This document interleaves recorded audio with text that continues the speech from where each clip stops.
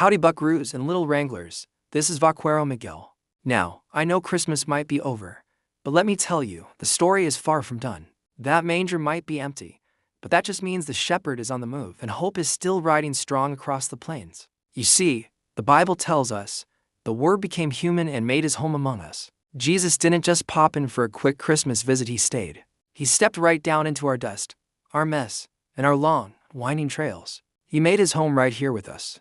Think about those shepherds. After the angels sang and the star faded, they had to go back to their fields, back to their everyday lives. But here's the thing, they went back changed. Scripture says, they told everyone what had happened, and all who heard the shepherd's story were astonished. They couldn't keep the good news to themselves, they had to share it. And that's exactly what Vaquero Bible Adventures is all about.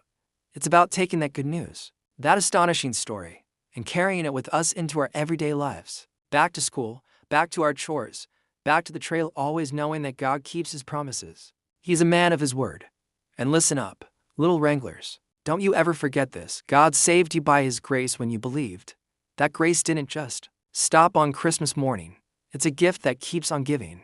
It's like a trusty canteen on a long ride. It is with you every single day of the year, quenching your thirst and giving you strength. So, as we head into this new year, I want you to do something for me. Saddle up, walk tall, keep your chin up and your eyes on the horizon. And always remember, this cowboy king came once as a baby, but he promised he's coming again. He's coming back for his own. So ride on with courage, knowing you're loved by the king of all cowboys. Thanks for tuning in. Be sure to hit that subscribe button so you don't miss our next adventure. We'll see you on the trail.